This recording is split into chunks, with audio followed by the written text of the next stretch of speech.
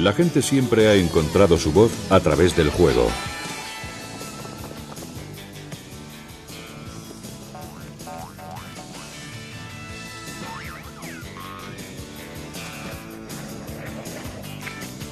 Mientras nuestras ideas de diversión pueden diferir, el deseo de jugar es universal.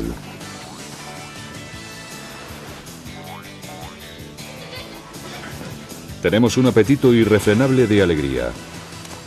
Convertimos el trabajo en juego siempre que podemos.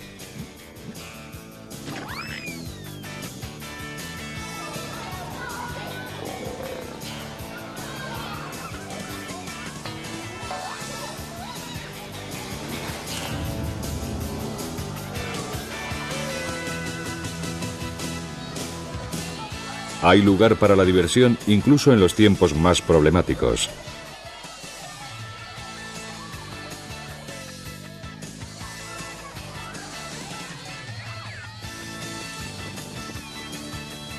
En algunas sociedades no industrializadas, el trabajo y el ocio no están diferenciados.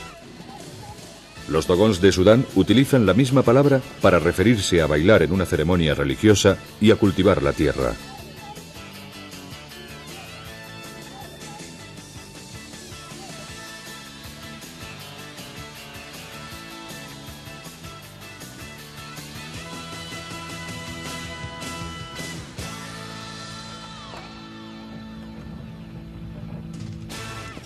En economías industrializadas, la distinción entre tiempo de trabajo y tiempo libre está definida más claramente.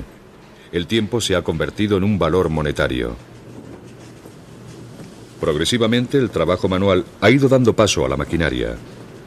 Con el objeto de encontrar tiempo para divertirse, la gente trabaja más rápido y más duro. La expansión del ocio ha sido una característica del siglo XX.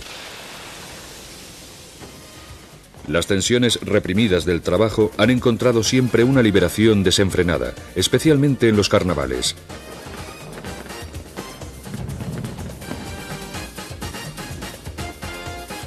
Los festivales en ciudades y pueblos en todo el mundo le dan a la gente la oportunidad de dejar volar libre la imaginación.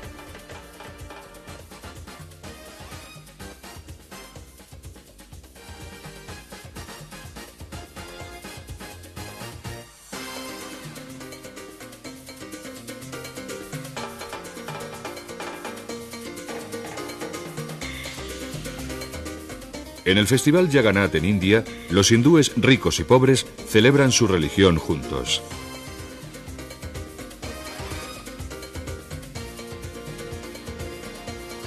Las fiestas de la cosecha han sido la piedra angular de la vida rural durante miles de años. Los aldeanos de Tucumán, Argentina, festejan cada año la fertilidad de la tierra durante su festival por la Madre Tierra.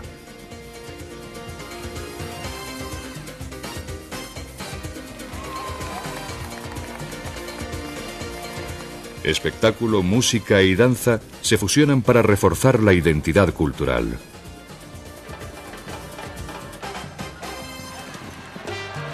Los festivales evolucionaron hacia enormes espectáculos en los centros urbanos.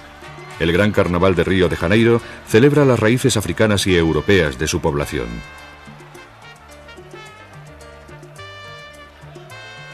En 1984, el Sambódromo fue construido para acomodar a 70.000 espectadores entusiastas de lo que se ha convertido en una de las mayores atracciones turísticas de Brasil.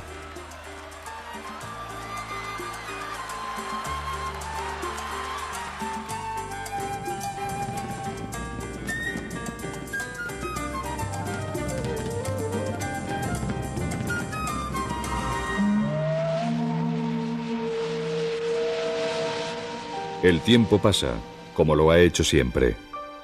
Pero el siglo XX ha sido testigo de enormes cambios en la forma de pasar nuestro tiempo. Hace 100 años, en la mayoría de las sociedades, el ocio era un privilegio, no un derecho.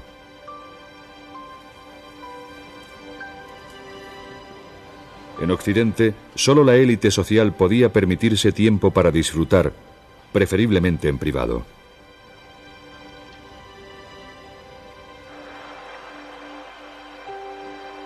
Sin embargo, para las masas, las manifestaciones y las huelgas eran a menudo la única manera de conseguir concesiones para una vida mejor.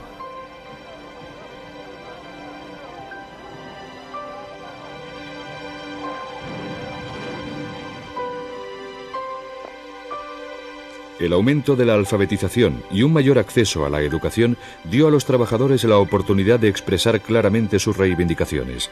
Exigieron mejores condiciones y menos horas de trabajo.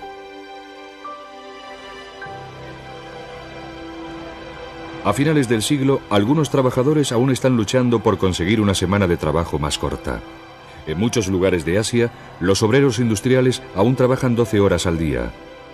Los trabajadores americanos conquistaron el derecho a una jornada de trabajo de 8 horas en 1938.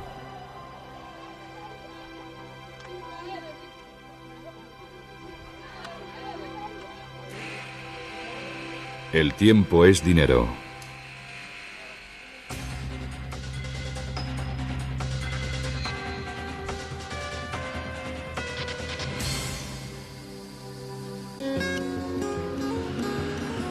Una concesión importante lograda por muchos trabajadores a principios de siglo fue el derecho a unas vacaciones anuales.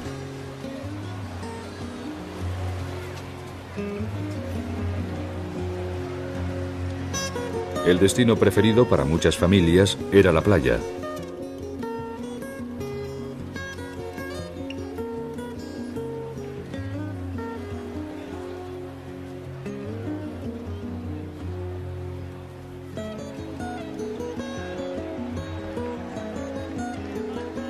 La playa es aún el destino predilecto para la mayoría de los turistas. Pero aún en los últimos años del siglo, el 80% de los turistas pertenece a los 12 países más ricos del mundo.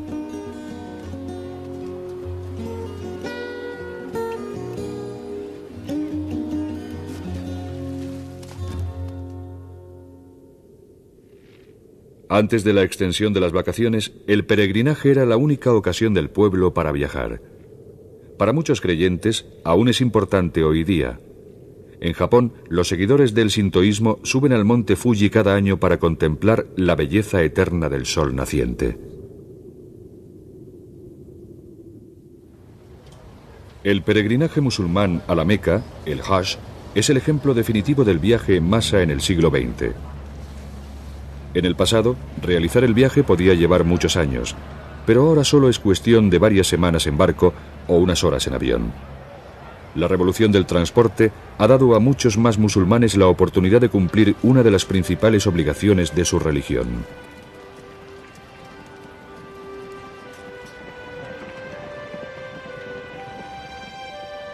Ya en 1900, los países musulmanes recibían una pequeña cantidad de turismo procedente de Occidente.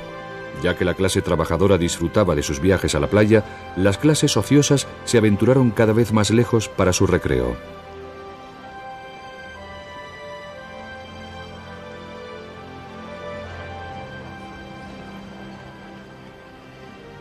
Los planes de viaje de la gente pudiente eran preparados a menudo por Thomas Cook, un negocio familiar que dominó la escena de los viajes por el mundo en los primeros años del siglo.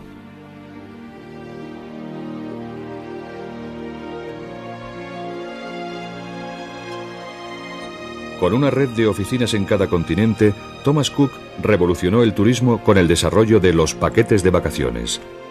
Los precios se mantuvieron bajos comprando billetes en grandes cantidades. Con coloridos folletos que atraían a la clase media, la era de los viajes al extranjero como privilegio exclusivo de una élite estaba llegando a su fin.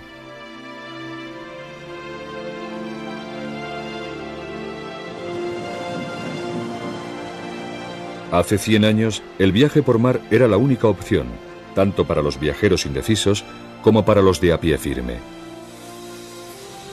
Los viajes aéreos comerciales, al principio rudimentarios e incómodos, pronto transformaron la industria. En 1957, el número de pasajeros viajando en avión excedía por primera vez a aquellos que se desplazaban en barco.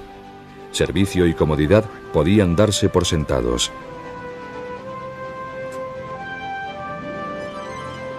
Cada mejora en el tamaño y recorrido de los aviones atraía a más y más pasajeros hacia los cielos.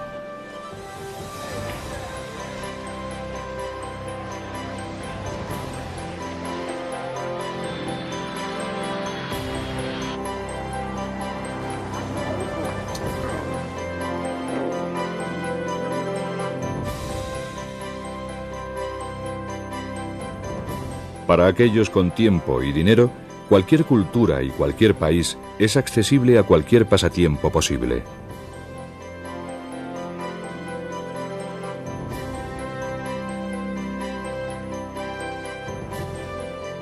El número de turistas internacionales ha aumentado de 25 millones en 1950 a más de 500 millones hoy en día.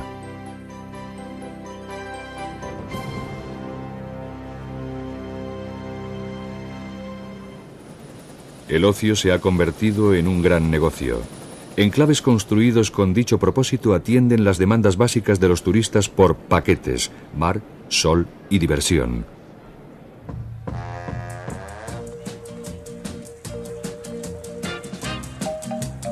Aunque a menudo los turistas ven menos el país y más los unos a los otros, pueden relajarse con la seguridad de que cuidan de cada detalle. En el centro de veraneo mexicano de Cancún, las autoridades turísticas han añadido cristales de cuarzo a sus playas para evitar que los visitantes se quemen los pies en la arena caliente.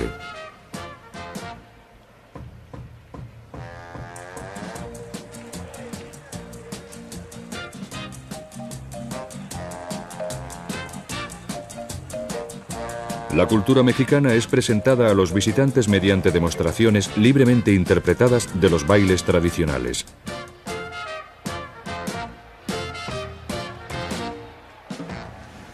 Los japoneses han llevado un paso más lejos el concepto de las vacaciones. Los operadores de un centro de veraneo de la isla meridional de Kyushu garantizan a sus clientes una temperatura todo el año de 30 grados centígrados.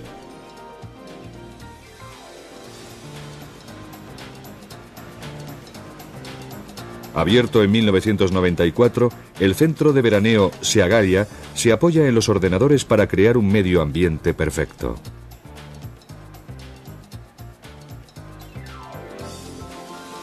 ¿Por qué conformarse con las imperfecciones de la naturaleza cuando puedes controlarla apretando un botón? En 1992, la Conferencia de la Tierra tuvo lugar en Río de Janeiro. Representantes de 185 naciones se reunieron para discutir el futuro del planeta. Al ser la mayor industria del mundo, el turismo ha tenido un impacto importante en nuestro medio ambiente. El reto del futuro es conseguir que el turismo sea accesible para todos y que no dañe el medio ambiente. En Ecuador, la población local trabaja de guías y comparte su cultura.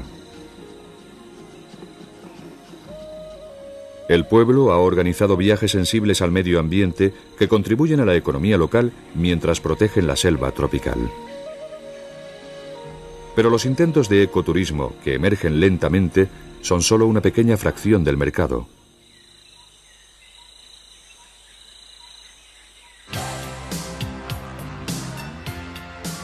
Tan pronto como el turista abandona el avión, comienza el espectáculo del viaje preparado.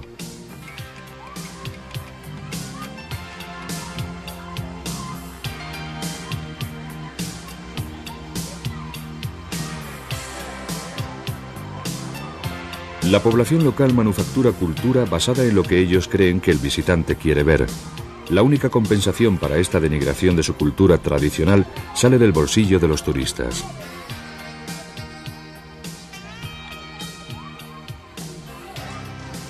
El espectáculo cultural está ahora al alcance de todos nosotros.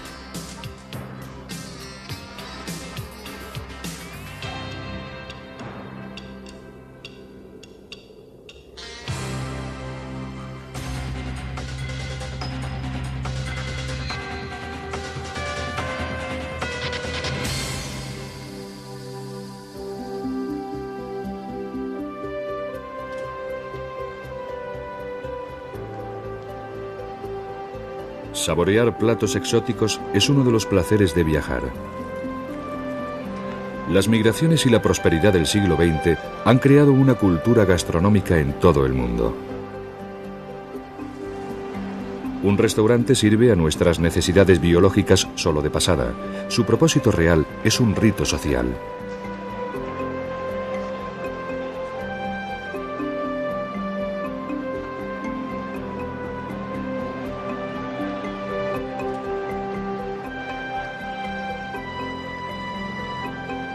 A principios de este siglo, los restaurantes eran escasos y alejados unos de otros. Las clases altas tenían sirvientes domésticos que les preparaban la comida y hacían vida social en sus casas.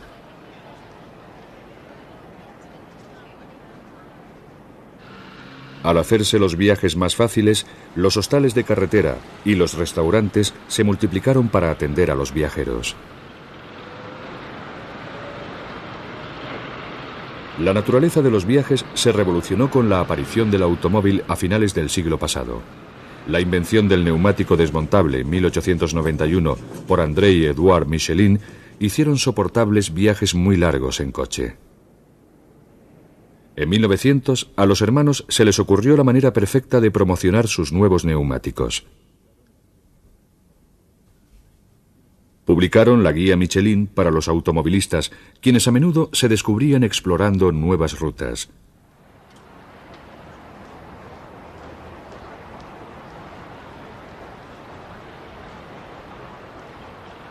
La guía creó una nueva forma de viaje de placer, por lo cual la gente podía planear sus vacaciones en torno a restaurantes y hoteles.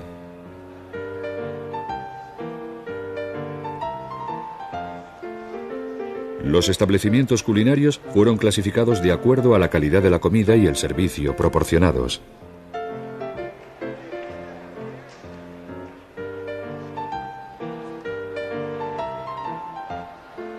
Su estudio se extendió a lo largo del siglo hasta cubrir la mayor parte de Europa y el norte de África.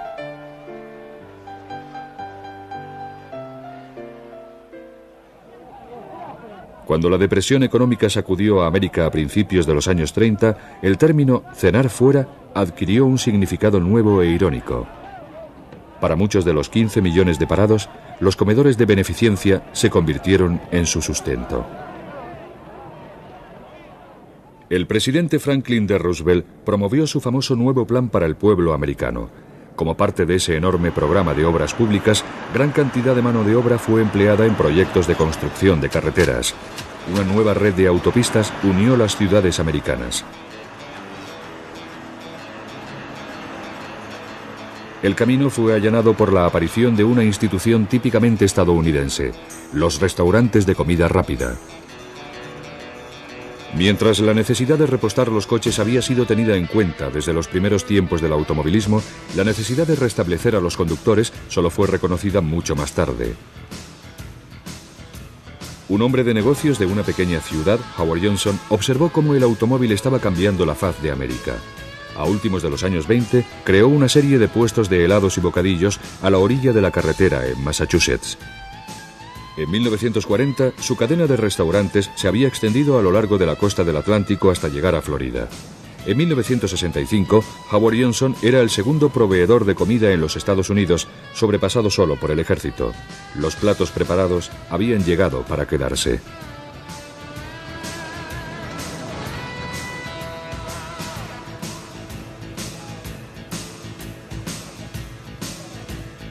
La receta del éxito de la comida rápida fue imitada en todo el mundo. En 1984, Yali, la primera cadena de comida rápida estatal en China, fue inaugurada en Beijing.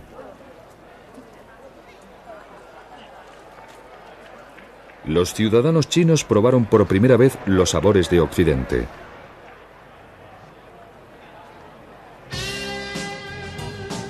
En el concurrido negocio de los restaurantes, la necesidad de entretenernos se ha vuelto ahora tan importante como la necesidad de alimentarnos.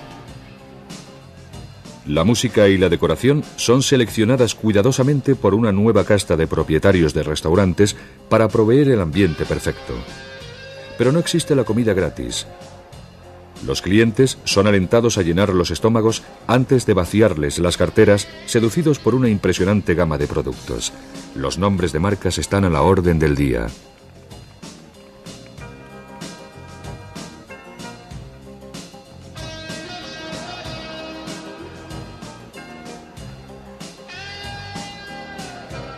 Un original restaurante temático, el Hard Rock Café, se centró en el mundo de la música. Fue solo una cuestión de tiempo el que a otras áreas del ocio de masas, como los deportes o el cine, se les diera también el tratamiento temático.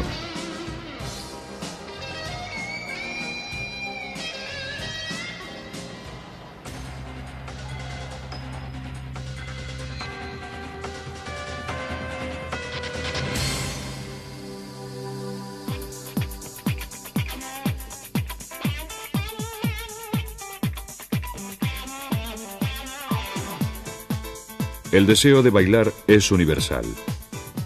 Presenta al cuerpo humano en toda su fluidez y gracia.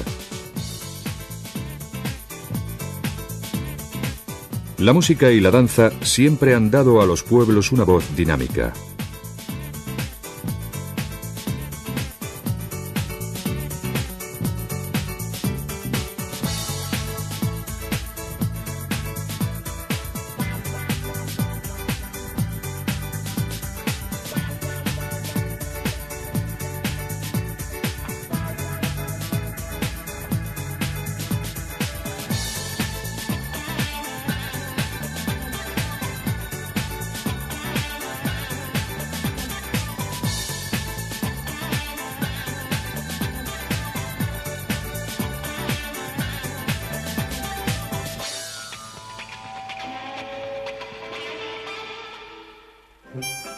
Pero los bailes tradicionales, con sus reglas y ceremonias, experimentaron una revolución en el siglo XX.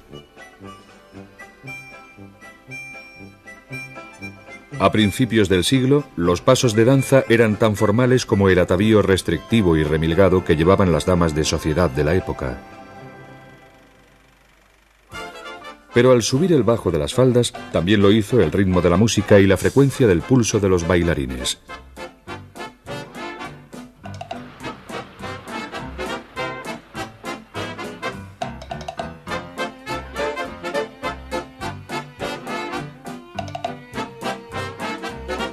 Los modernos hicieron gala de radicales pasos de baile ante un público hambriento de nuevas experiencias.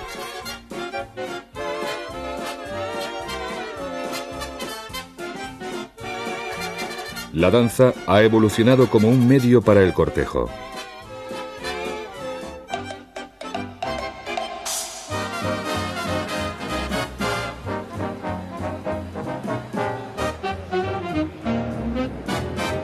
Soldados polacos destacados en Escocia durante la Segunda Guerra Mundial compartieron cultura y afecto con las mujeres locales y aprendieron sus bailes folclóricos.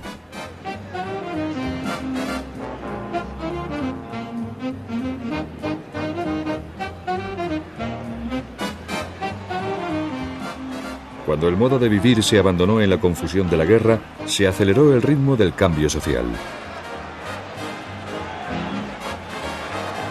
La corriente de energía y optimismo que prevaleció después de la paz en 1945 encontró su expresión en el radical estilo de música desatado en el mundo durante la siguiente década.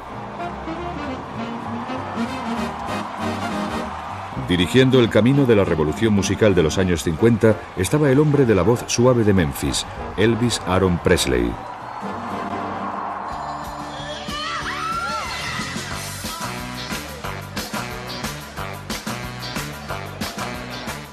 Los no convencidos profetizaron que la nueva moda del rock and roll perdería rápidamente su efervescencia. Pero la generación más joven siguió bailando a pesar de todo.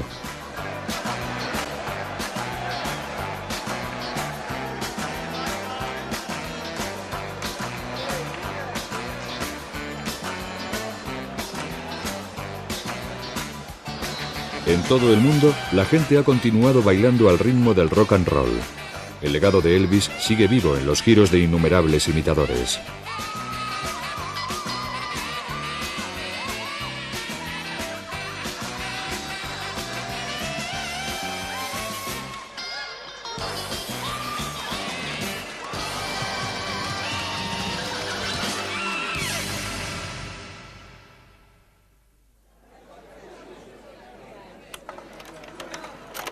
Las tiendas de discos se convirtieron en lugares de reunión de los adolescentes de los años 50.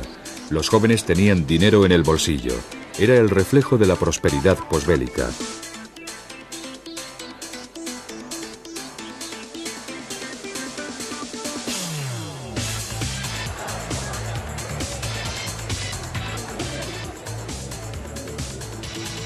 Del tango al techno, de la polka al punk.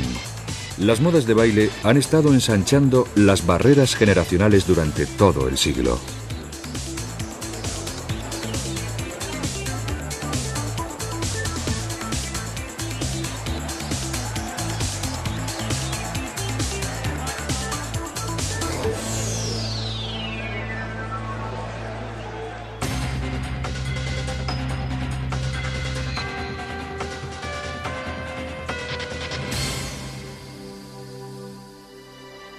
una de las revoluciones más radicales en el mundo del entretenimiento ha sido la protagonizada por el cine.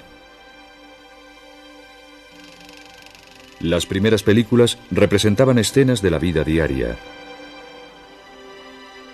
En 1895, Louis y Auguste Lumière patentaron el cinematógrafo. Auguste dijo: puede ser explotado como una curiosidad científica, pero aparte de eso, no tiene ningún valor comercial en absoluto. Los primeros cortometrajes cinematográficos fueron proyectados en los teatros de variedades como originales descansos entre los actos. Estas primeras películas comenzaron gradualmente a ser exhibidas por derecho propio. Al poder ser vistas por una fracción del precio de una actuación en directo, encontraron su mejor público entre los más humildes. En 1905, los primeros cines construidos a tal propósito se inauguraron en los Estados Unidos.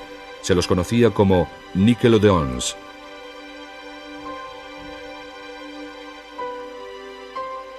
En la era del progreso se pensaba que la cámara no podía mentir, hasta que se introdujo el trucaje.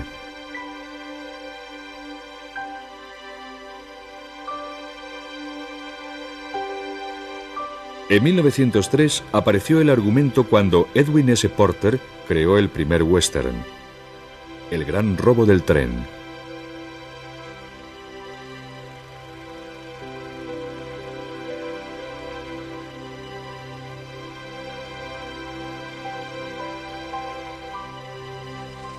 En 1910 había más de 10.000 cines en Europa y América.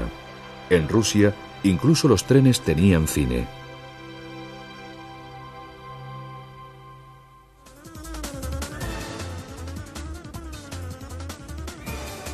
Películas mudas como el antiguo cortometraje cómico italiano El globo fugitivo, con sus temas simples y sin barreras lingüísticas, tenían un atractivo universal.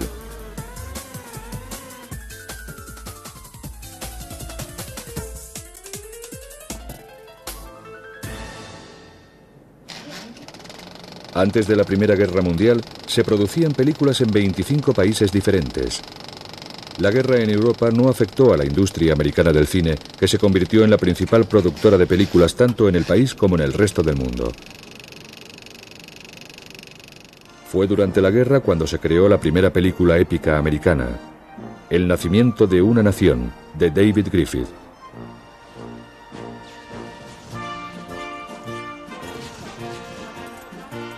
Griffith ofreció a la audiencia una nueva intimidad emocional con la imagen en la pantalla. Cuando se estrenó, fue una sensación y tuvo el privilegio de ser la primera película proyectada en la Casa Blanca. El presidente Woodrow Wilson comentó que era como historia escrita en relámpagos.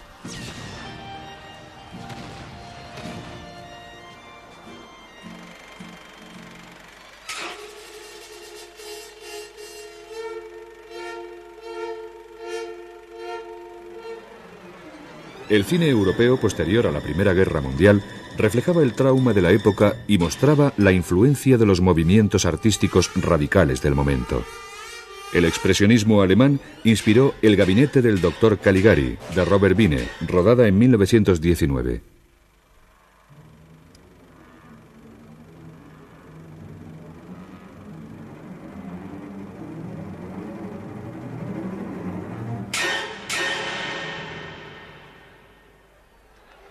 La gran difusión del cine llamó la atención de los políticos. En 1919, la industria cinematográfica soviética fue nacionalizada y durante la mayor parte del siglo, las películas soviéticas fueron instrumentos de propaganda.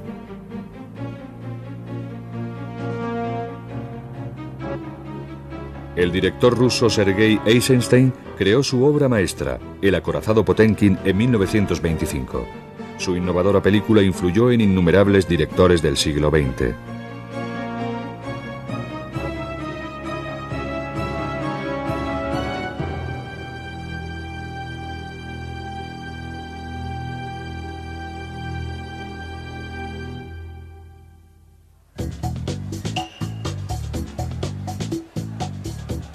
En los años 30, la industria cinematográfica japonesa rivalizaba con Hollywood en volumen de producción.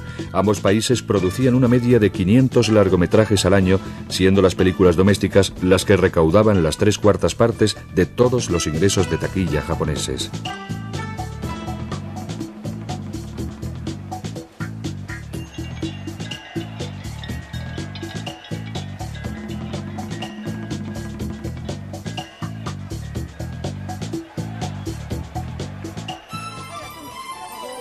En los años 20, Hollywood dominaba la industria cinematográfica mundial y sus estrellas eran conocidas internacionalmente.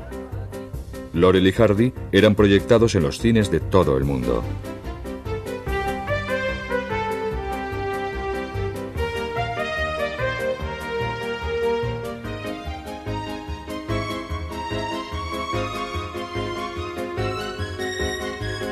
Douglas Fairbanks, Mary Pickford y Charlie Chaplin formaron su propio estudio, United Artists, en 1919. Hasta la llegada del cine sonoro en 1927, las películas mudas habían llevado un acompañamiento musical. A diferencia de muchas viejas estrellas, Pickford y Fairbanks hicieron con éxito la transición del cine mudo al sonoro con películas como La fierecilla domada, en 1929.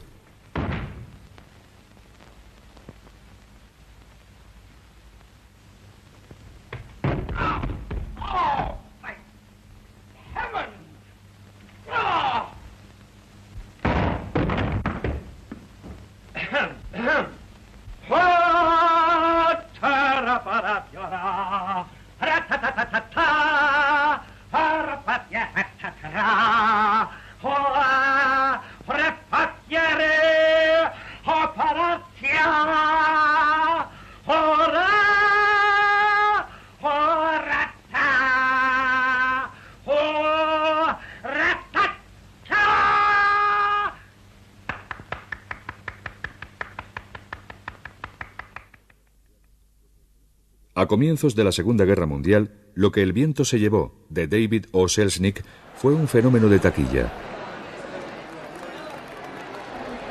Cuando las estrellas de la película Vivien Leigh y Clark Gable llegaron a Europa para promocionar la película en 1940, produjeron un efecto espectacular en el pueblo destrozado por la guerra. Los cines habían sido cerrados brevemente al comienzo de la guerra hasta que se reconoció su efecto positivo en la moral.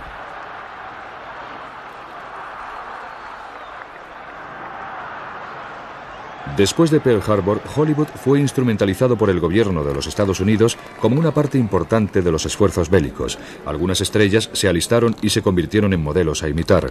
Clark Gable sirvió en las fuerzas aéreas como capitán de artillería.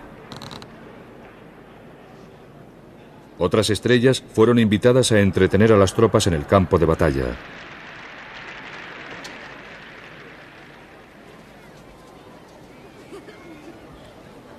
Los directores fueron incitados a realizar películas que levantaran la moral.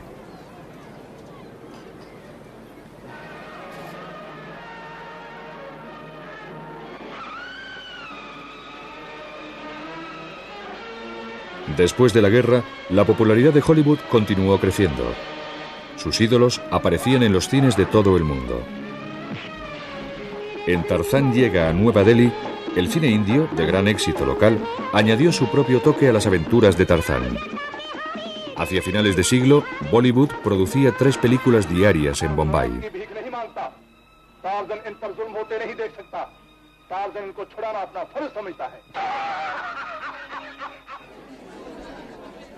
Con la llegada de la televisión, el cine se enfrentó a su mayor reto.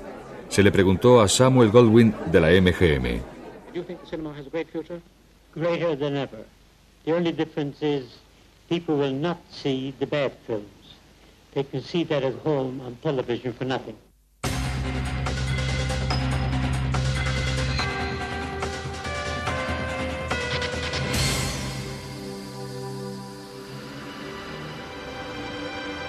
En los años 20, la industria cinematográfica temía que el público se quedara en casa y escuchara la radio.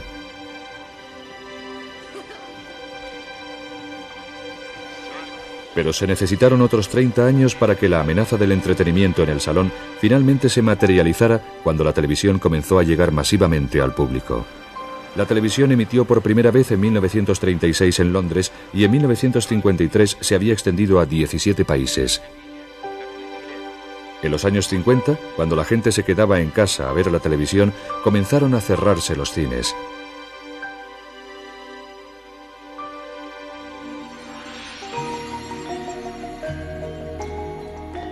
La televisión es ahora algo común en todo el mundo.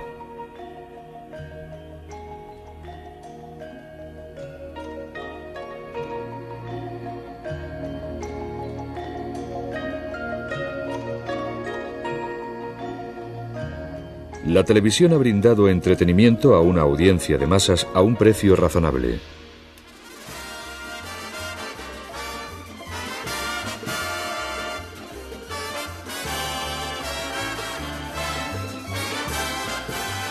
Como las primeras películas anteriormente, la televisión tiene sus raíces en el teatro de variedades. Las distintas tradiciones del espectáculo en todo el mundo pueden ser transportadas a través de la pantalla televisiva a cualquier lugar del planeta.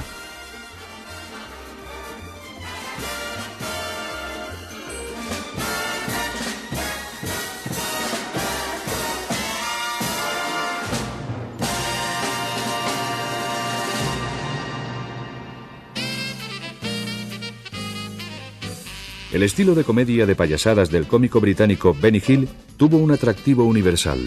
El show de Benny Hill fue emitido en 97 países y mantuvo su popularidad durante más de 3 décadas.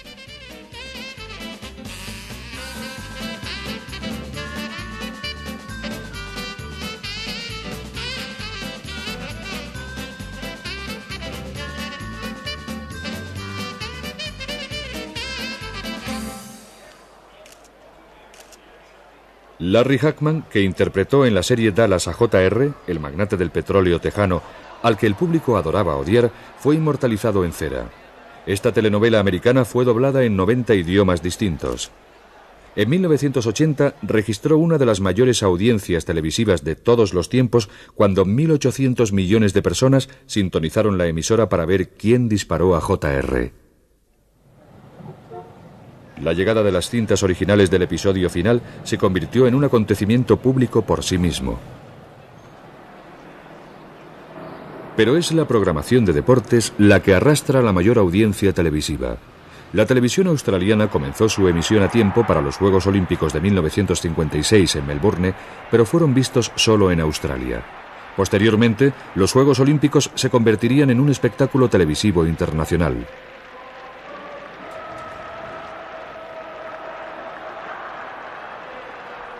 A finales de siglo, los Juegos Olímpicos fueron emitidos por televisión a 214 países.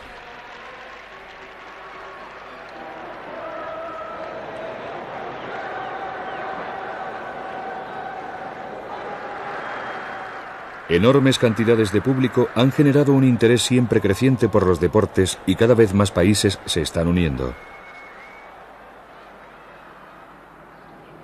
Hacia finales de siglo, el 98% de los hogares en el mundo industrializado tienen acceso regular a un aparato de televisión.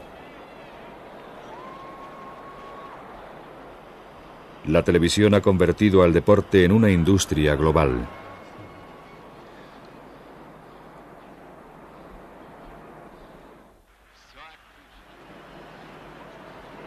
Por encima de todos, el fútbol es el que ha permitido a la gente expresar su entusiasmo deportivo.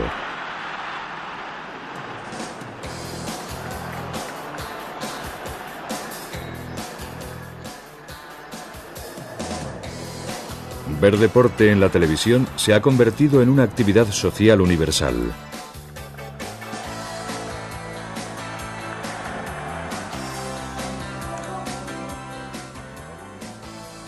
Y para aquellos con acceso a un vídeo, verlo es aún más fácil.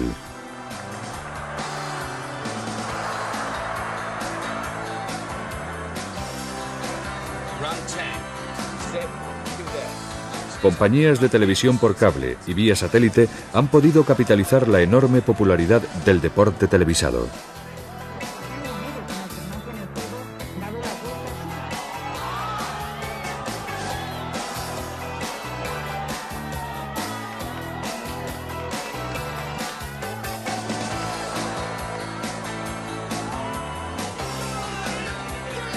La televisión ha ayudado a enriquecerse a muchos deportes.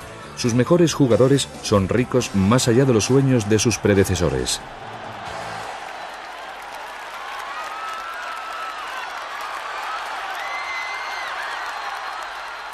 La final de la Copa Mundial de 1994 entre Italia y Brasil se celebró en el Estadio Rose de California ante una multitud de 92.000 personas, pero fue presenciada por más de 2.000 millones de telespectadores en todo el mundo.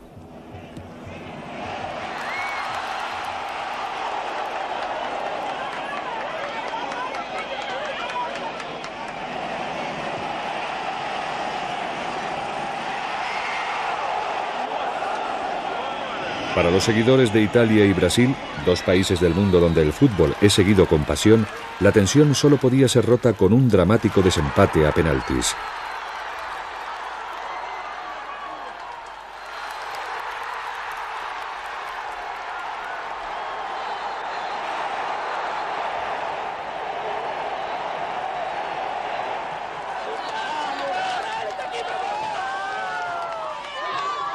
El júbilo de los fans brasileños que seguían el partido desde donde podían estalló en un carnaval espontáneo en las calles del país.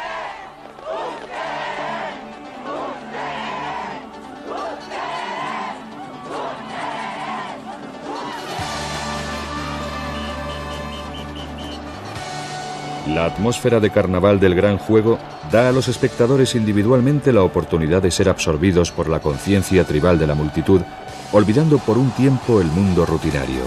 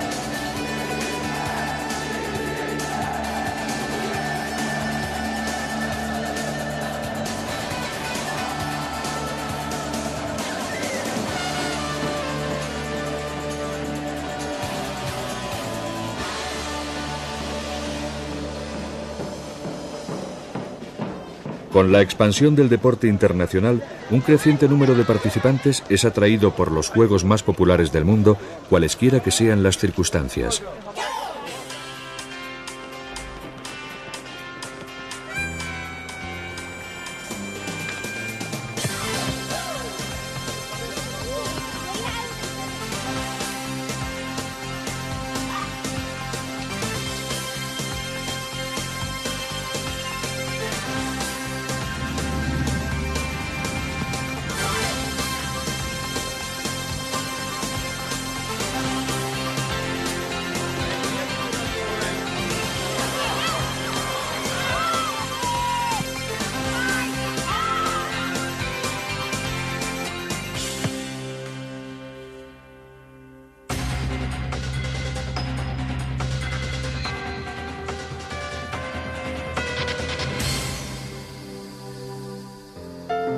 Los primeros 30 años del siglo XX fueron la época dorada de los parques de atracciones.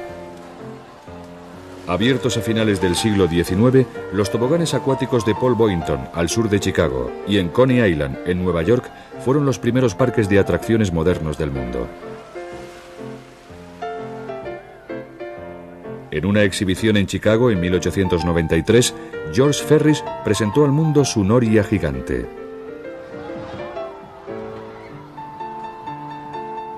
La idea gustó. Cientos de parques se abrieron en todo el mundo. La nueva tecnología proporcionaba emociones cada vez más intensas. Algunas de las mejores montañas rusas fueron construidas en los años 20. En los años 40, los parques de atracciones constituían una válvula de escape del esfuerzo bélico.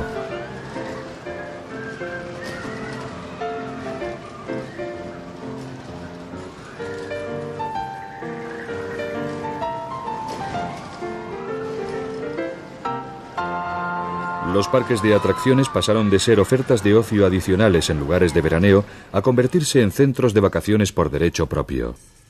Con la proliferación de la televisión en los años 50, era hora de reinventar el parque de atracciones tradicional. Se convirtió en el parque temático. En 1955, Disneylandia, un parque de atracciones de 64 hectáreas, se inauguró en California. Fue un éxito inmediato. Concedió al público la oportunidad de disfrutar de los dibujos animados de Disney en 3 dimensiones.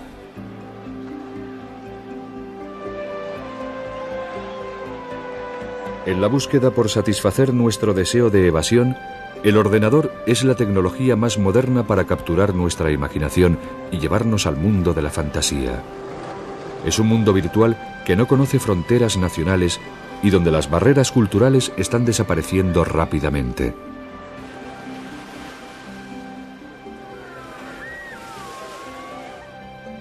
Lego tiene 2 parques temáticos en Europa que atraen un enorme número de visitantes todos los años.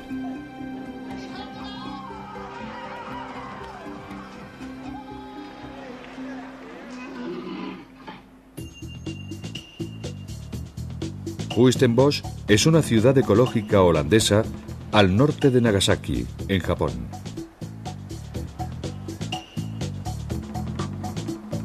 Además de ser un parque temático, ambiciona ser una ciudad segura ecológicamente, combinando arquitectura holandesa con alta tecnología japonesa.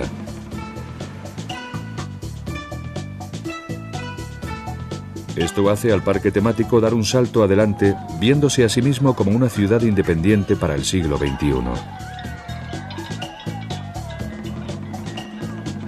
Muchas naciones están experimentando la diversión de los parques temáticos por primera vez, mientras los parques más antiguos, más conocidos, continúan buscando formas nuevas y diferentes de mantener felices a sus clientes.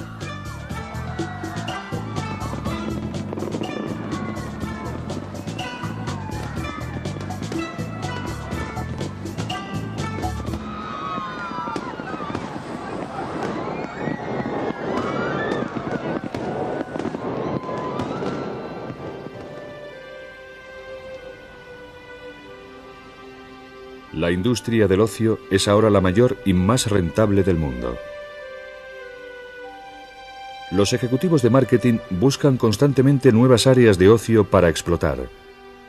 Nos venden nuestros propios sueños de formas nuevas y nos seducen con nuevas fantasías nunca soñadas anteriormente. Aunque se han ido sucediendo nuevas tecnologías, la gente continúa disfrutando igual que lo ha hecho siempre.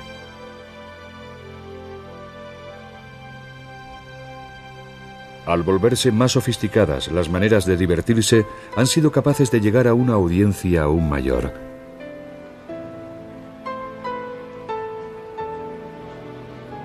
El tiempo de ocio es ahora un artículo de consumo de gran rentabilidad.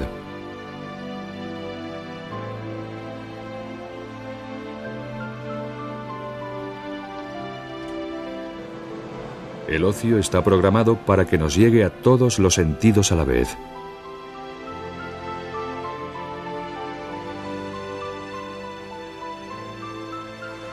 Incluso ir de compras es una experiencia temática.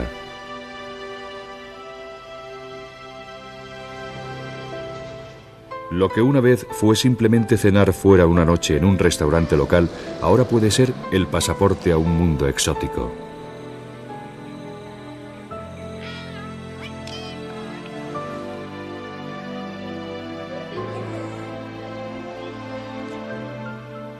A finales de siglo, en el deseo de que se escuche nuestra voz, estamos dispuestos a trabajar más duramente y bajo enormes presiones y a hacer cualquier sacrificio solo para divertirnos.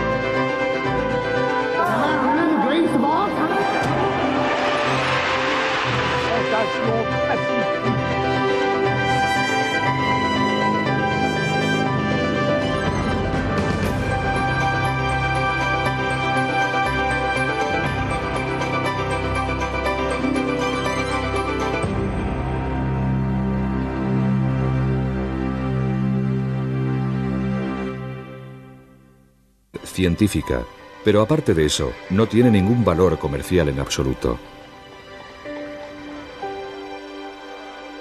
Los primeros cortometrajes cinematográficos fueron proyectados en los teatros de variedades como originales descansos entre los actos. Estas primeras películas comenzaron gradualmente a ser exhibidas por derecho propio. Al poder ser vistas por una fracción del precio de una actuación en directo, encontraron su mejor público entre los más humildes. En 1905, los primeros cines construidos a tal propósito se inauguraron en los Estados Unidos. Se los conocía como Nickelodeons.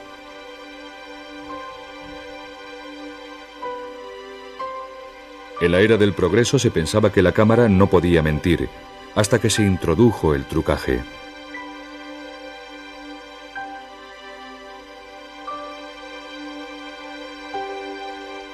En 1903 apareció el argumento cuando Edwin S. Porter creó el primer western, El gran robo del tren.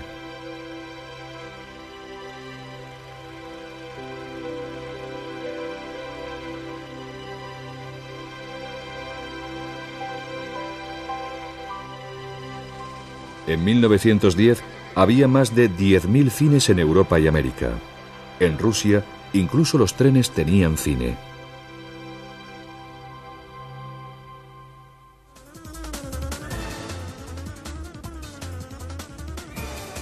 Películas mudas como el antiguo cortometraje cómico italiano El globo fugitivo, con sus temas simples y sin barreras lingüísticas, tenían un atractivo universal.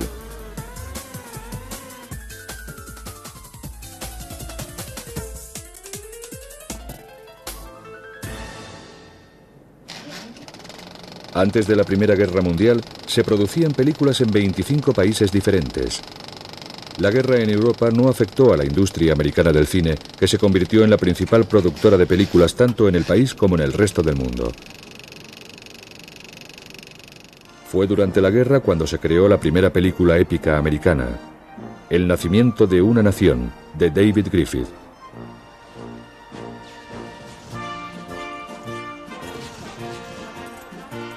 Griffith ofreció a la audiencia una nueva intimidad emocional con la imagen en la pantalla. Cuando se estrenó, fue una sensación y tuvo el privilegio de ser la primera película proyectada en la Casa Blanca. El presidente Woodrow Wilson comentó que era como historia escrita en relámpagos.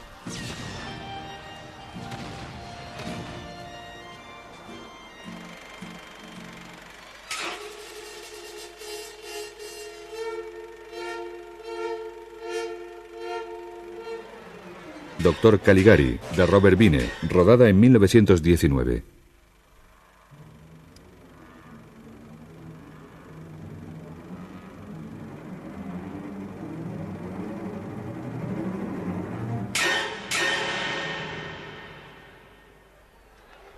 La gran difusión del cine llamó la atención de los políticos.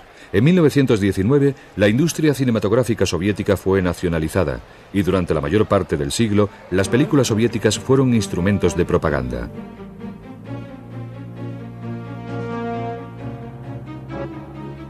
El director ruso Sergei Eisenstein creó su obra maestra, El acorazado Potemkin, en 1925. Su innovadora película influyó en innumerables directores del siglo XX.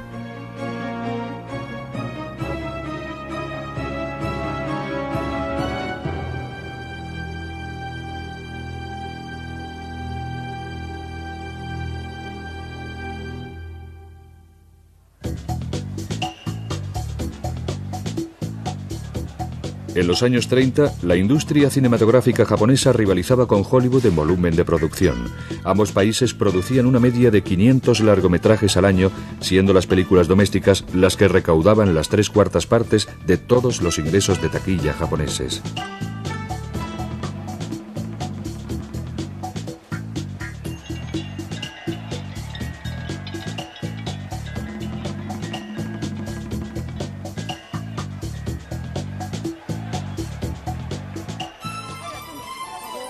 En los años 20, Hollywood dominaba la industria cinematográfica mundial y sus estrellas eran conocidas internacionalmente.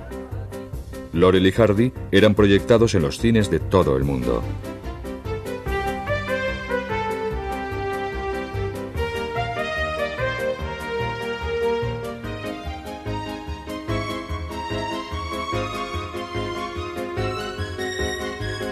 Douglas Fairbanks, Mary Pickford y Charlie Chaplin formaron su propio estudio, United Artists, en 1919. Hasta la llegada del cine sonoro en 1927, las películas mudas habían llevado un acompañamiento musical. A diferencia de muchas viejas estrellas, Pickford y Fairbanks hicieron con éxito la transición del cine mudo al sonoro con películas como La fierecilla domada, en 1929.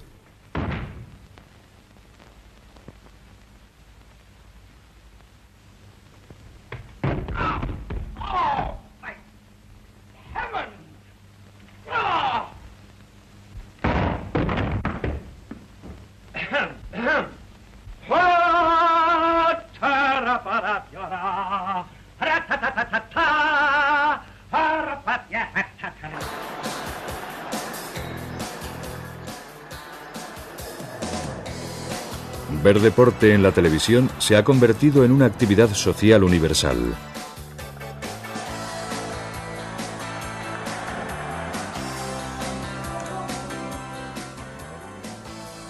Y para aquellos con acceso a un vídeo, verlo es aún más fácil.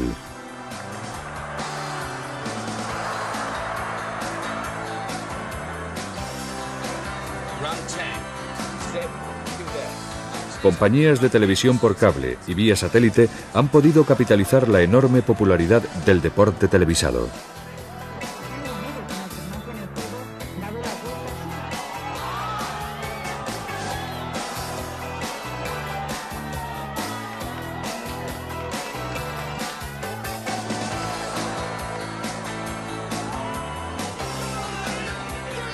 La televisión ha ayudado a enriquecerse a muchos deportes. Sus mejores jugadores son ricos más allá de los sueños de sus predecesores.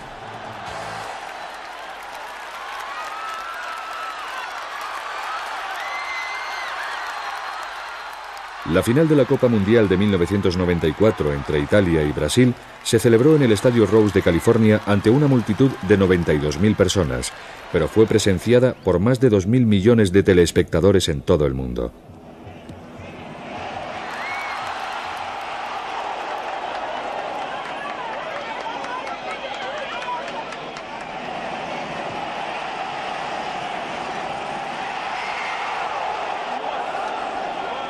Para los seguidores de Italia y Brasil, dos países del mundo donde el fútbol es seguido con pasión, la tensión solo podía ser rota con un dramático desempate a penaltis.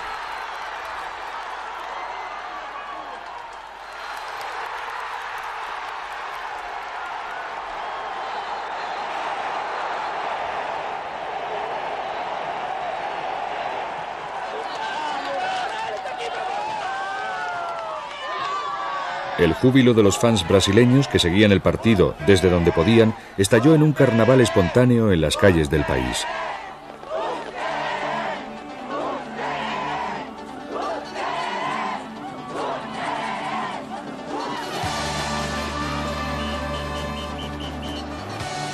La atmósfera de carnaval del gran juego da a los espectadores individualmente la oportunidad de ser absorbidos por la conciencia tribal de la multitud, olvidando por un tiempo el mundo rutinario.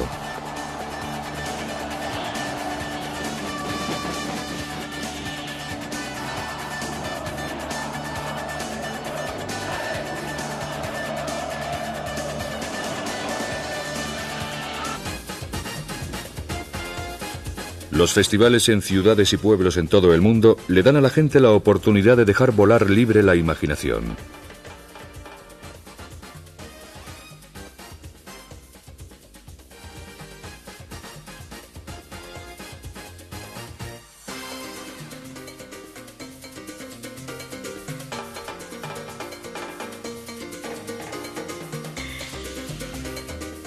En el festival Jagannath en India, los hindúes ricos y pobres celebran su religión juntos.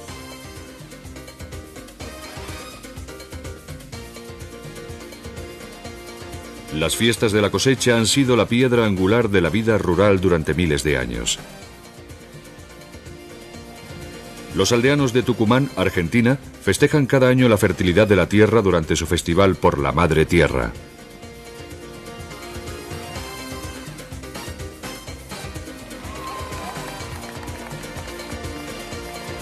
Espectáculo, música y danza se fusionan para reforzar la identidad cultural.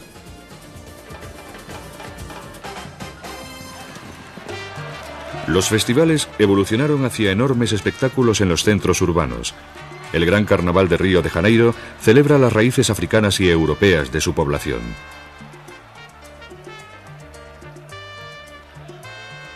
En 1984, el Sambódromo fue construido para acomodar a 70.000 espectadores entusiastas de lo que se ha convertido en una de las mayores atracciones turísticas de Brasil.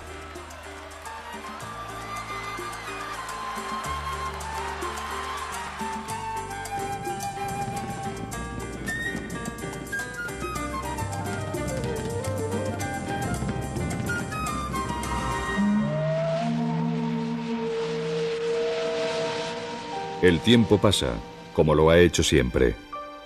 Pero el siglo XX ha sido testigo de enormes cambios en la forma de pasar nuestro tiempo. Hace 100 años, en la mayoría de las sociedades, el ocio era un privilegio, no un derecho.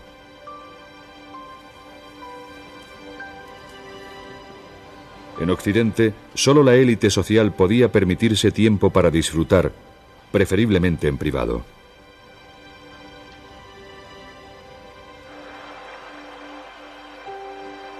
Sin embargo, para las masas, las manifestaciones y las huelgas eran a menudo la única manera de conseguir concesiones para una vida mejor.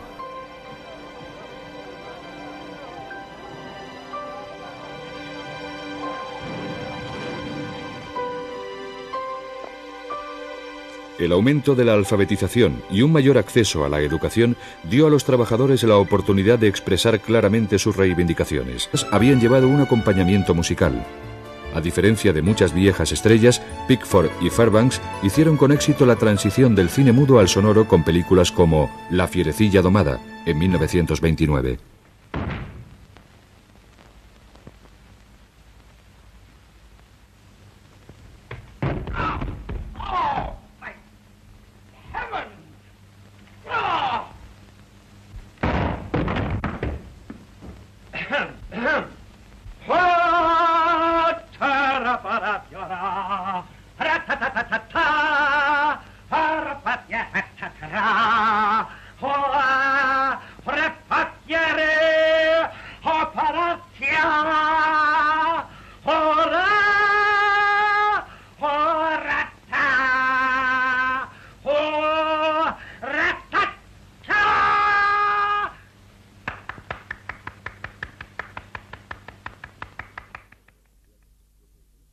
A comienzos de la Segunda Guerra Mundial, Lo que el viento se llevó, de David O. Selznick, fue un fenómeno de taquilla. Cuando las estrellas de la película Vivien Leigh y Clark Gable llegaron a Europa para promocionar la película en 1940, produjeron un efecto espectacular en el pueblo destrozado por la guerra.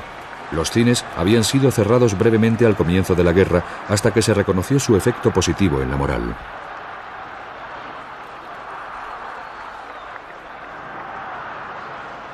Después de Pearl Harbor, Hollywood fue instrumentalizado por el gobierno de los Estados Unidos como una parte importante de los esfuerzos bélicos. Algunas estrellas se alistaron y se convirtieron en modelos a imitar. Clark Gable sirvió en las fuerzas aéreas como capitán de artillería. Otras estrellas fueron invitadas a entretener a las tropas en el campo de batalla.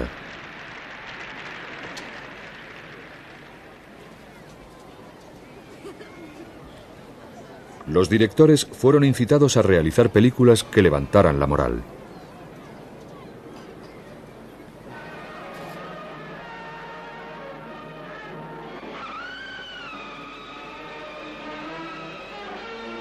Después de la guerra, la popularidad de Hollywood continuó creciendo. Sus ídolos aparecían en los cines de todo el mundo. En Tarzán llega a Nueva Delhi, el cine indio, de gran éxito local, añadió su propio toque a las aventuras de Tarzán.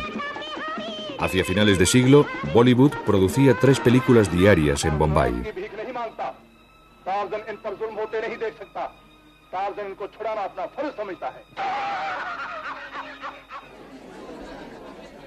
Con la llegada de la televisión, el cine se enfrentó a su mayor reto. Se le preguntó a Samuel Goldwyn de la MGM. Aunque a menudo los turistas ven menos el país y más los unos a los otros, pueden relajarse con la seguridad de que cuidan de cada detalle. En el centro de veraneo mexicano de Cancún, las autoridades turísticas han añadido cristales de cuarzo a sus playas para evitar que los visitantes se quemen los pies en la arena caliente.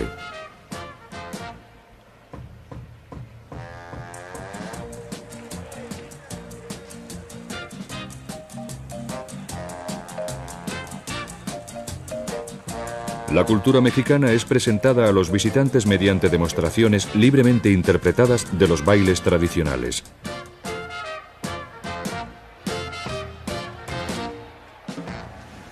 Los japoneses han llevado un paso más lejos el concepto de las vacaciones. Los operadores de un centro de veraneo de la isla meridional de Kyushu garantizan a sus clientes una temperatura todo el año de 30 grados centígrados.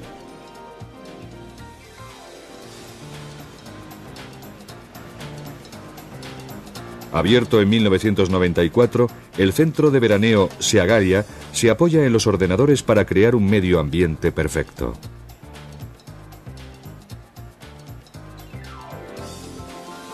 ¿Por qué conformarse con las imperfecciones de la naturaleza cuando puedes controlarla apretando un botón? En 1992, la Conferencia de la Tierra tuvo lugar en Río de Janeiro. Representantes de 185 naciones se reunieron para discutir el futuro del planeta. Al ser la mayor industria del mundo, el turismo ha tenido un impacto importante en nuestro medio ambiente. El reto del futuro es conseguir que el turismo sea accesible para todos y que no dañe el medio ambiente. En Ecuador, la población local trabaja de guías y comparte su cultura.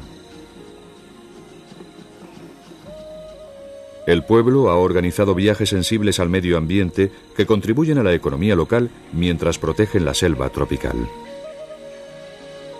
Pero los intentos de ecoturismo, que emergen lentamente, son solo una pequeña fracción del mercado.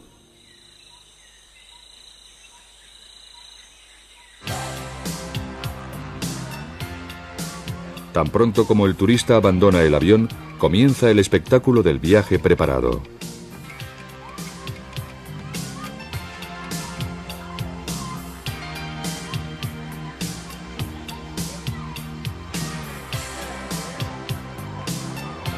La población local manufactura cultura basada en lo que ellos creen que el visitante quiere ver. La única compensación para esta denigración de su cultura tradicional sale del bolsillo de los turistas.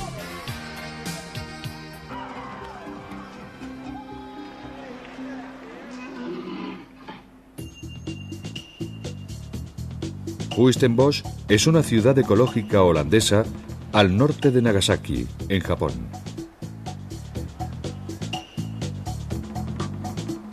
Además de ser un parque temático, ambiciona ser una ciudad segura ecológicamente, combinando arquitectura holandesa con alta tecnología japonesa.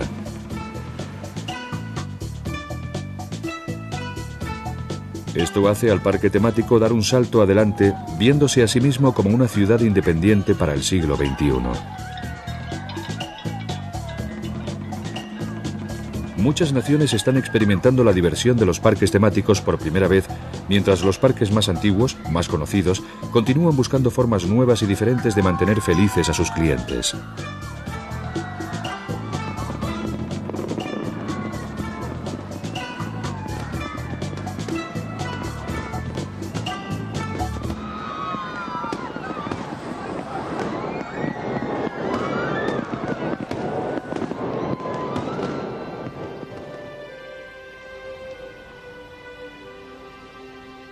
La industria del ocio es ahora la mayor y más rentable del mundo. Los ejecutivos de marketing buscan constantemente nuevas áreas de ocio para explotar. Nos venden nuestros propios sueños de formas nuevas y nos seducen con nuevas fantasías nunca soñadas anteriormente.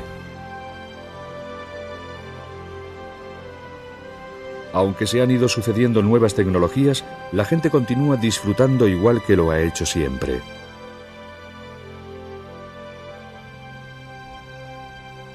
Al volverse más sofisticadas, las maneras de divertirse han sido capaces de llegar a una audiencia aún mayor.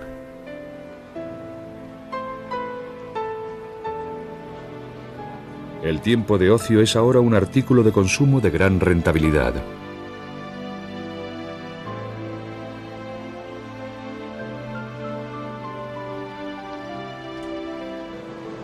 El ocio está programado para que nos llegue a todos los sentidos a la vez.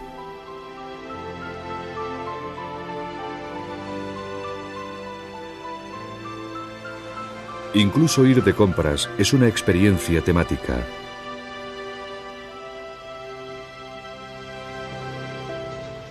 Lo que una vez fue simplemente cenar fuera una noche en un restaurante local, ahora puede ser el pasaporte a un mundo exótico.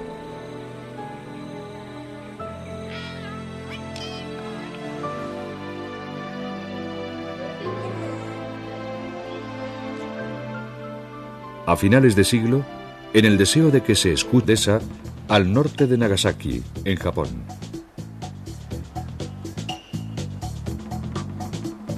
Además de ser un parque temático, ambiciona ser una ciudad segura ecológicamente, combinando arquitectura holandesa con alta tecnología japonesa.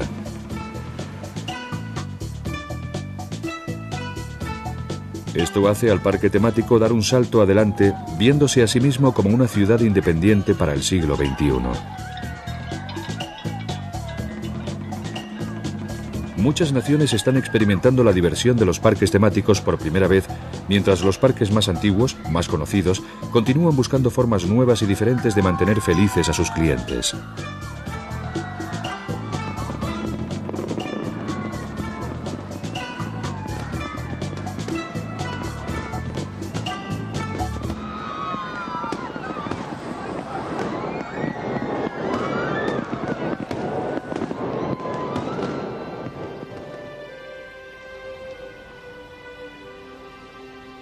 La industria del ocio es ahora la mayor y más rentable del mundo.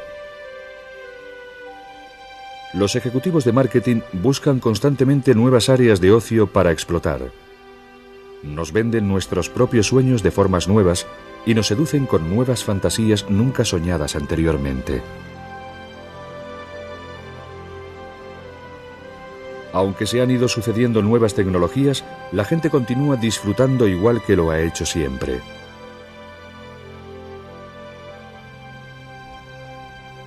Al volverse más sofisticadas, las maneras de divertirse han sido capaces de llegar a una audiencia aún mayor.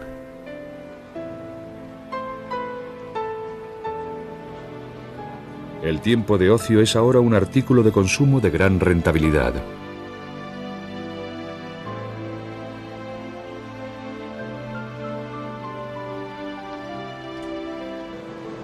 El ocio está programado para que nos llegue a todos los sentidos a la vez.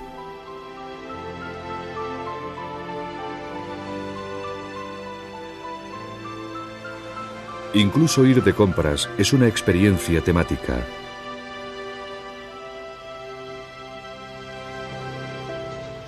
Lo que una vez fue simplemente cenar fuera una noche en un restaurante local, ahora puede ser el pasaporte a un mundo exótico.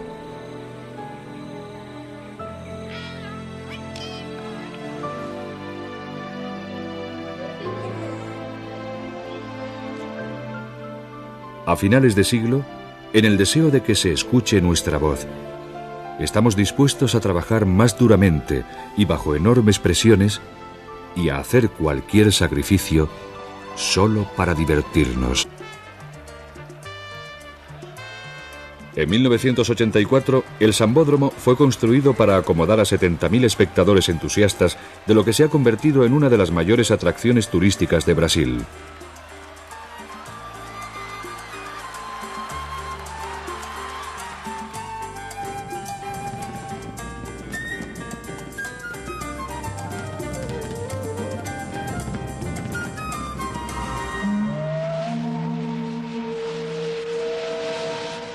El tiempo pasa, como lo ha hecho siempre. Pero el siglo XX ha sido testigo de enormes cambios en la forma de pasar nuestro tiempo. Hace 100 años, en la mayoría de las sociedades, el ocio era un privilegio, no un derecho.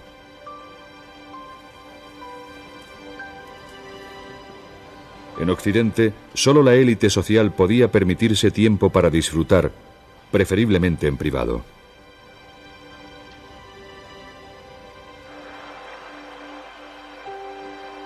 Sin embargo, para las masas, las manifestaciones y las huelgas eran a menudo la única manera de conseguir concesiones para una vida mejor.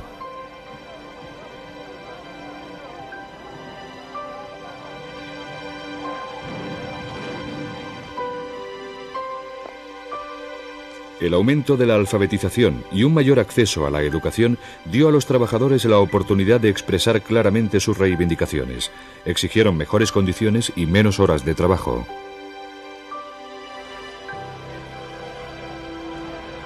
A finales del siglo, algunos trabajadores aún están luchando por conseguir una semana de trabajo más corta. En muchos lugares de Asia, los obreros industriales aún trabajan 12 horas al día. Los trabajadores americanos conquistaron el derecho a una jornada de trabajo de 8 horas en 1938.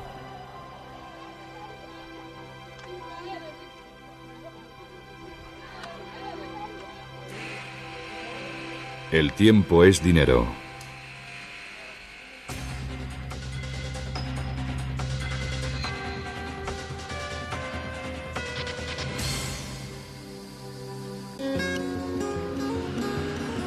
Una concesión importante lograda por muchos trabajadores a principios de siglo fue el derecho a unas vacaciones anuales.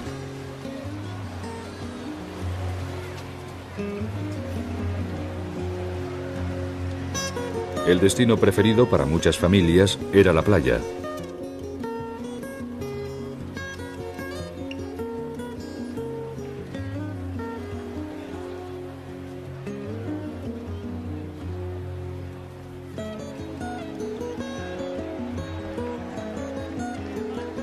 La playa es aún el destino predilecto para la mayoría del viaje preparado.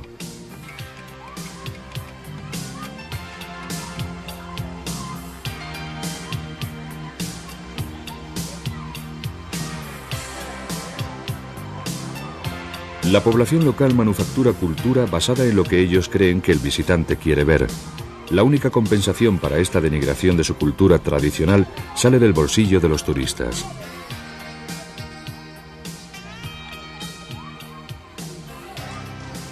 El espectáculo cultural está ahora al alcance de todos nosotros.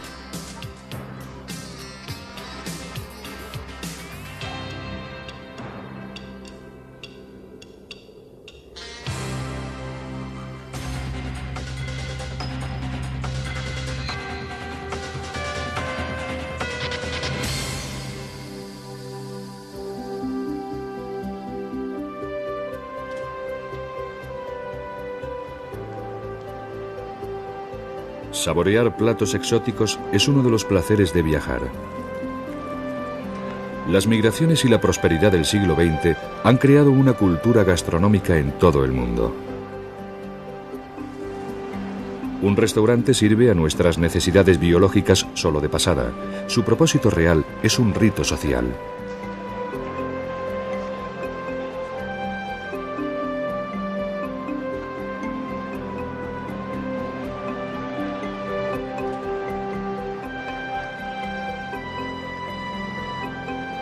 A principios de este siglo, los restaurantes eran escasos y alejados unos de otros.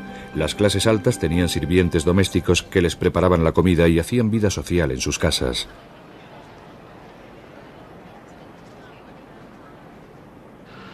Al hacerse los viajes más fáciles, los hostales de carretera y los restaurantes se multiplicaron para atender a los viajeros.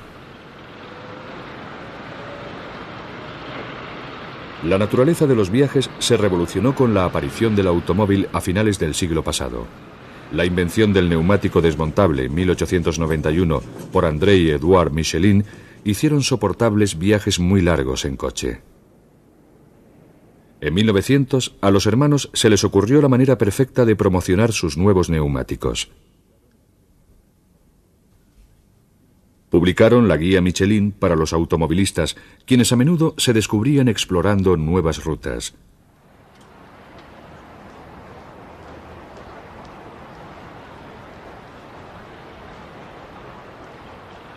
La guía creó una nueva forma de viaje de placer, por lo cual la gente podía planear sus vacaciones en torno a restaurantes y hoteles.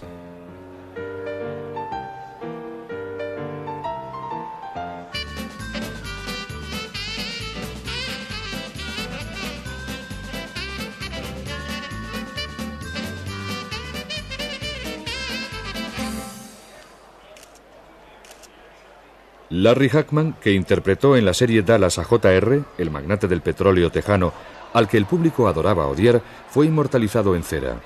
Esta telenovela americana fue doblada en 90 idiomas distintos. En 1980 registró una de las mayores audiencias televisivas de todos los tiempos cuando 1.800 millones de personas sintonizaron la emisora para ver quién disparó a J.R. La llegada de las cintas originales del episodio final se convirtió en un acontecimiento público por sí mismo. Pero es la programación de deportes la que arrastra la mayor audiencia televisiva. La televisión australiana comenzó su emisión a tiempo para los Juegos Olímpicos de 1956 en Melbourne, pero fueron vistos solo en Australia. Posteriormente, los Juegos Olímpicos se convertirían en un espectáculo televisivo internacional.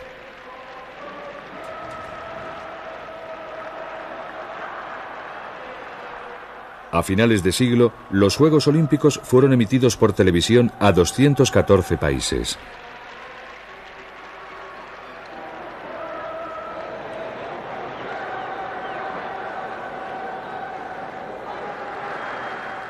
Enormes cantidades de público han generado un interés siempre creciente por los deportes y cada vez más países se están uniendo. Hacia finales de siglo, el 98% de los hogares en el mundo industrializado tienen acceso regular a un aparato de televisión. La televisión ha convertido al deporte en una industria global.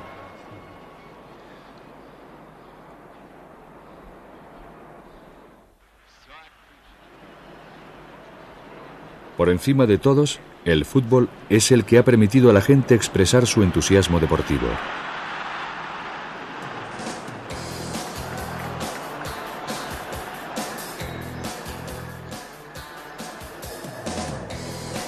Ver deporte en la televisión se ha convertido en una actividad social universal.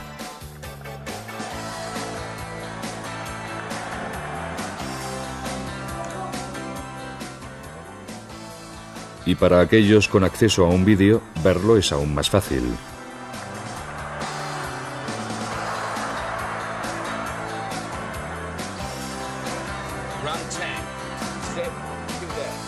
Compañías de televisión por cable y vía satélite han podido capitalizar la enorme popularidad del deporte televisado.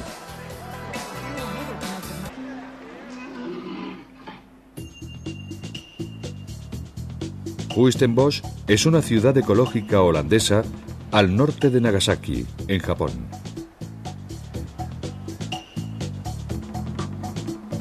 Además de ser un parque temático, ambiciona ser una ciudad segura ecológicamente, combinando arquitectura holandesa con alta tecnología japonesa.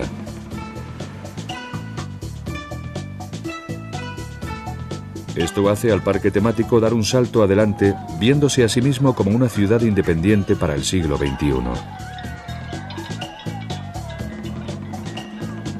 Muchas naciones están experimentando la diversión de los parques temáticos por primera vez, mientras los parques más antiguos, más conocidos, continúan buscando formas nuevas y diferentes de mantener felices a sus clientes.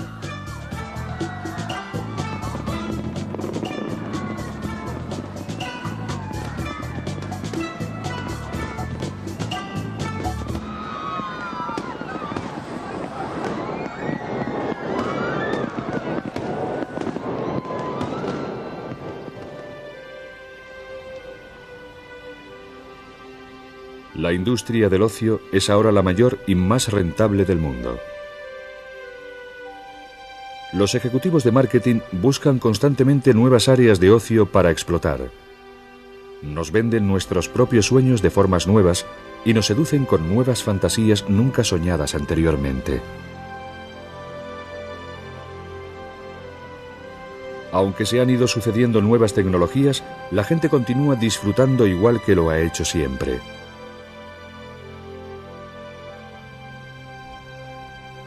Al volverse más sofisticadas, las maneras de divertirse han sido capaces de llegar a una audiencia aún mayor.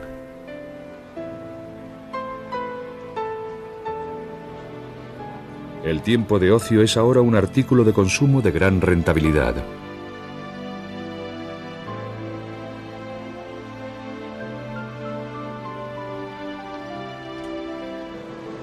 El ocio está programado para que nos llegue a todos los sentidos a la vez.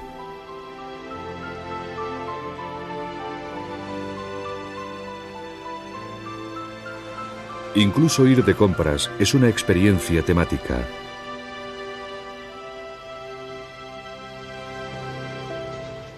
Lo que una vez fue simplemente cenar fuera una noche en un restaurante local, ahora puede ser el pasaporte a un mundo exótico.